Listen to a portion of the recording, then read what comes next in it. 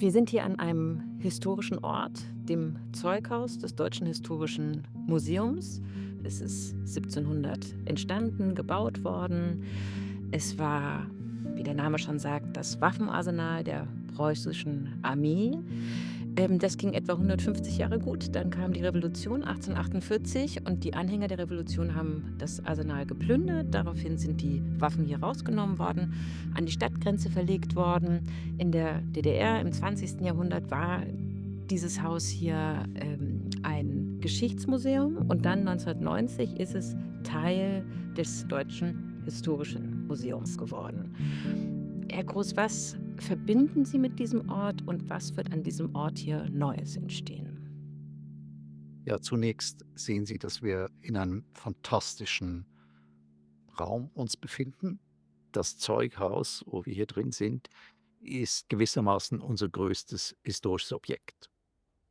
Wir haben vor, in einer Geschichte des Ortes in dem Zeughaus auch genau darauf zu reagieren, dass Besucher, Besucherinnen verstehen, was diese Masken hier bedeuten, was hier in der DDR-Zeit für ein Museum stattgefunden hat, was in der Zeit des Nationalsozialismus hier inszeniert worden ist und in welcher Weise das als preußisches Heeresmuseum genutzt wurde, nachdem es seine ursprüngliche Bestimmung als Waffenkammer nicht mehr hatte.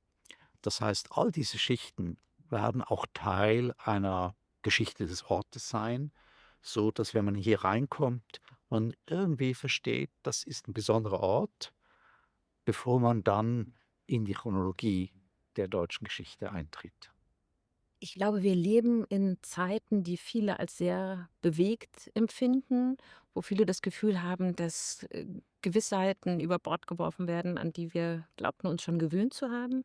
Warum würden Sie sagen, ist es wichtig, in der Geschichte zurückzublicken? Warum ist es wichtig, die deutsche Geschichte zu kennen? Zunächst ist es unser Auftrag, die, wenn man so will, gesamte deutsche Geschichte im europäischen und internationalen Kontext mit Hilfe einer ständigen Ausstellung zu präsentieren, zu erklären.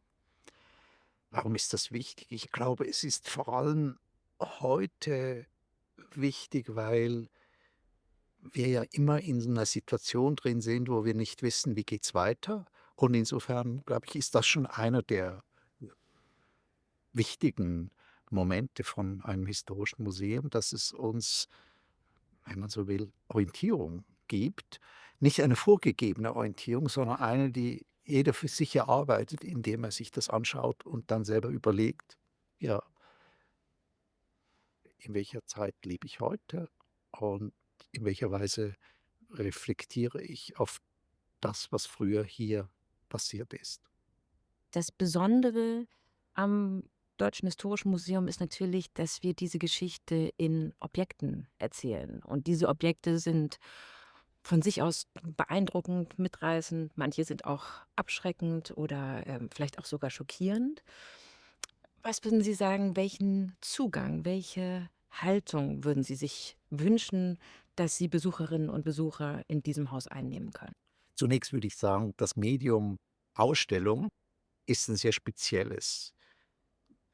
Anders als bei einem Text, der ja ganz linear ist es so bei einer Ausstellung, wie wir sie hier präsentieren werden, die, Sie haben es gesagt, wesentlich mit Objekten der Geschichte arbeitet, ist es für Besucherinnen, Besucher offen.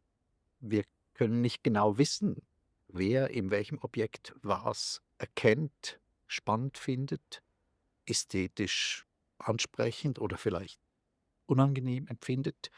All das sind Dinge, die 'ne Ausstellung mitbedenkt, wo die Kuratoren sich dessen bewusst sind, aber wo 'ne Offenheit bleibt und das ist ja auch das Spannende an einer Ausstellung, die man ja oftmals auch nicht alleine besucht und dann eben darüber redet. Wie siehst du das? Wie hast du das gesehen?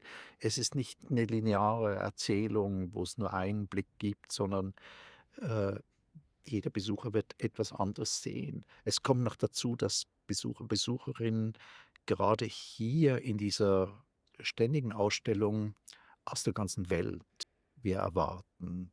Auch die bisherige ständige Ausstellung hatte eigentlich über 50% Besucherinnen und Besucher, die international hierher kamen und auch viele, die nicht aus Berlin kamen, aber aus anderen Teilen der Bundesrepublik. Wir sind ja das große Nationalgeschichtsmuseum hier. Und auch das, führt natürlich dazu, dass je nachdem, wenn jemand aus Korea oder aus Japan oder von den USA hierher kommt und sich hier deutsche Geschichte anschaut, werden ganz andere Dinge ablaufen und andere Dinge sich erschließen. Der besondere Reiz dieses Hauses ist tatsächlich die ständige Ausstellung. Das heißt, während viele andere Museen damit kämpfen, dass ihre Sammlungsausstellungen nicht so gut besucht sind wie ihre wechselnden Ausstellungen, ist es hier tatsächlich so, das ist der Magnet. Das ist das, weshalb Leute kommen. Nach welchen Leitlinien wird diese neue ständige Ausstellung hier wieder eingebracht werden? Das wird eine Ausstellung sein, die von den Objekten ausgeht. Wir haben eine fantastische Sammlung von über 1.000.000 ganz unterschiedlichen Sammlungsgegenständen, Objekten, Quellen der Geschichte in unseren Depots. Und die sind in gewisser Weise die Basis dessen, wie wir erzählen. Dann, ist für mich ganz wichtig und für das Team, dass wir eine gewisse Chronologie beibehalten. Das ist nicht selbstverständlich. Geschichte kann man auch in Themen versuchen zu erzählen. Wir halten es aber für wichtig, dass man, diese Möglichkeit, sich an der Zeit zu orientieren, den Besucherinnen und Besuchern zumindest im oberen Stockwerk dieses Hauses offen lässt. Dass man sozusagen also durch die Zeit hindurch die Geschichte verstehen lernt oder darüber nachdenkt.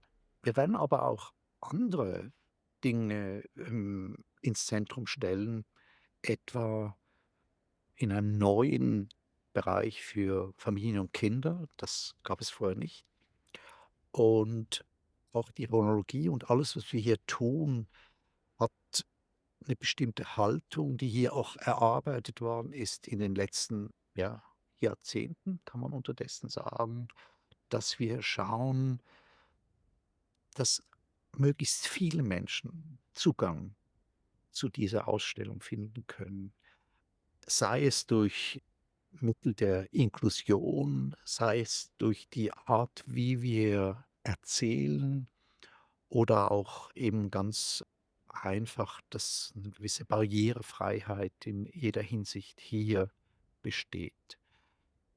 Die Fragen, die dann unser Team in den verschiedenen Bereichen zeigt, die sind natürlich dann auch thematisch zugespitzt. Chronologie bedeutet für uns nicht, dass jeder Moment gleich ist, sondern es gibt auch Verdichtung. Es gibt Momente der Veränderungen, der Brüche, der Zäsuren.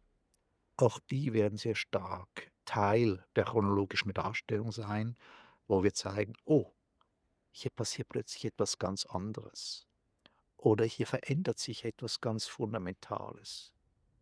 Etwa in dem Moment, wo man die Geografie der Erde neu wahrnimmt, neu erkennt.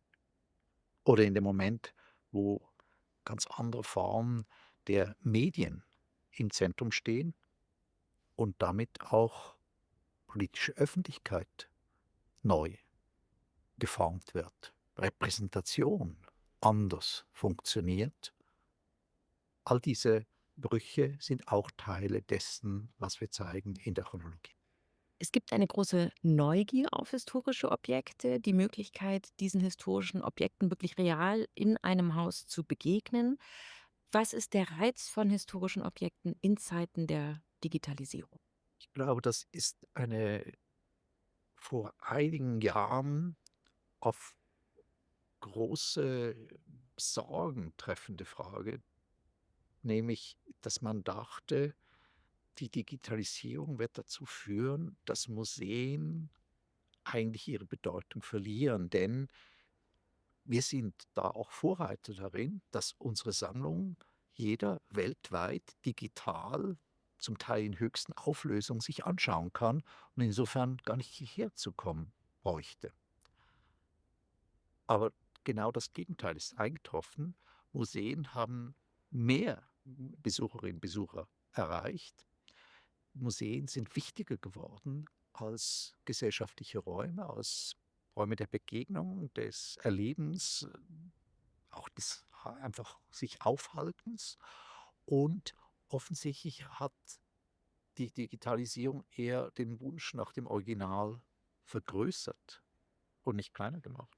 Die Objekte, die wir zeigen werden, sind aus den verschiedenen Epochen der Sammlungsgeschichte, die hier entstanden ist und die zum Teil noch auf unsere Vorgängermuseen zurückgehen.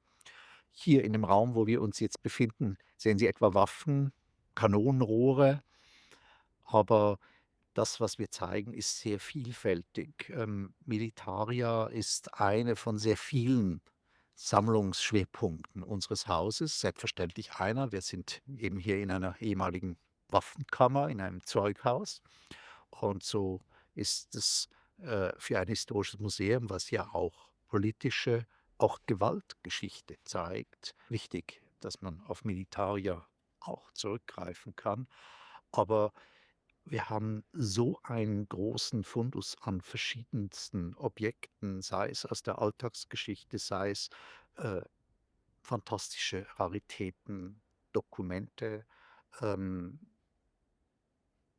dass eigentlich man hier einen Ort hat, wo sowohl Kultur wie Politikgeschichte abgebildet ist und abgebildet werden wird in Objekten, vom Hut von Napoleon bis zur ersten deutschsprachig verfassten Unabhängigkeitserklärung Amerikas.